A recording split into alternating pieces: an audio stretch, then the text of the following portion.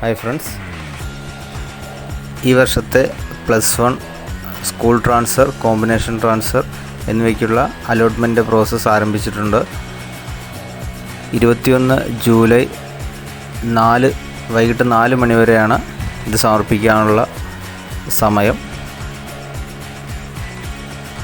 ഇതിൽ പ്രധാനമായിട്ടും ഇതുവരെ നമുക്ക് ഏകജാലക സംവിധാനത്തിൽ മെറിറ്റ് കോട്ടയിലോ സ്പോർട്സ് കോട്ടയിലോ പ്രവേശനം നേടിയ വിദ്യാർത്ഥികൾക്ക് ഒന്നാം ഓപ്ഷനിലാണ് പ്രവേശനം നേടിയതെങ്കിൽ പോലും ട്രാൻസ്ഫറിന് അപേക്ഷിക്കാവുന്നതാണ്. ശ്രദ്ധിക്കേണ്ട ഒരു കാര്യം, അധിക സീറ്റ് സൃഷ്ടിച്ച് പ്രവേശനം നൽകിയിട്ടുള്ള വിദ്യാർത്ഥികൾക്ക്, അതായത് വിഭിന്നശേഷി വിഭാഗത്തിലുള്ള വിദ്യാർത്ഥികൾ, ഇവർക്ക് ഈ സ്കൂൾ കോമ്പിനേഷൻ ട്രാൻസ്ഫറിൽ അപേക്ഷിക്കാൻ സാധിക്കുകയില്ല. അതുപോലെ തന്നെ ഒരു ജില്ലയിൽ പ്രവേശനം നേടിയതിനു ശേഷം വിടുതൽ സർട്ടിഫിക്കറ്റ് വാങ്ങി മറ്റൊരു ജില്ലയിൽ പോയവർക്ക് തിരിച്ച് അതേ ജില്ലയിലേക്ക് ട്രാൻസ്ഫറിന് അപേക്ഷ സമർപ്പിക്കാൻ സാധിക്കുകയില്ല. ഈ രണ്ട് കാര്യങ്ങളും ശ്രദ്ധിക്കേണ്ടതാണ്.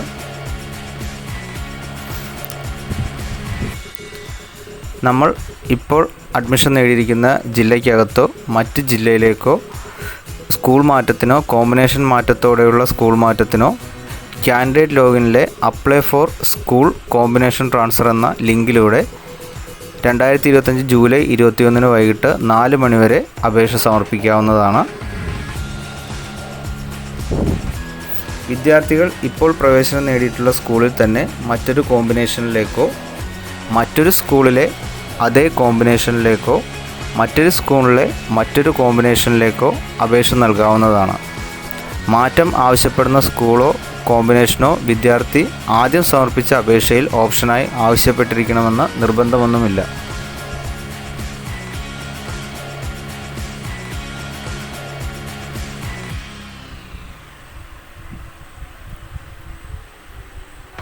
ഒന്നിലധികം സ്കൂളുകളിലേക്കും കോമ്പിനേഷനുകളിലേക്കും മാറ്റത്തിനായി ഓപ്ഷനുകൾ വിദ്യാർത്ഥികൾക്ക് നൽകാവുന്നതാണ്.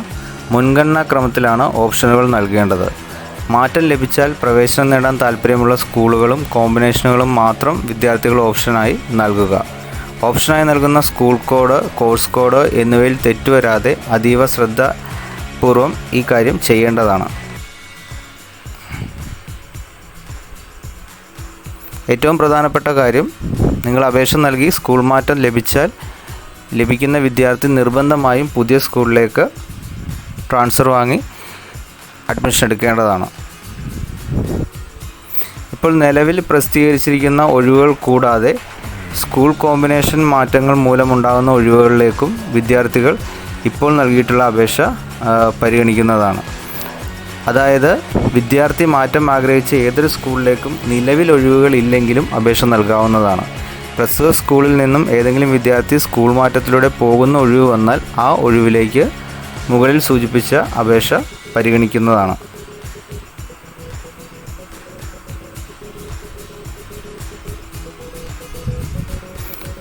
കാൻഡിഡേറ്റ് ലോഗിനിലെ apply for school combination transfer എന്ന ലിങ്കിൽ ക്ലിക്ക് ചെയ്യുമ്പോൾ ദൃശ്യമാകുന്ന ഓപ്ഷനുകൾ ചേർക്കാനുള്ള ബോക്സിൽ വിദ്യാർത്ഥി മാറ്റത്തിനായി ഉദ്ദേശിക്കുന്ന സ്കൂളുകളും കോമ്പിനേഷനുകളും മുൻഗണനാ ക്രമത്തിൽ സെലക്ട് ചെയ്ത് സബ്മിറ്റ് ചെയ്യേണ്ടതാണ്.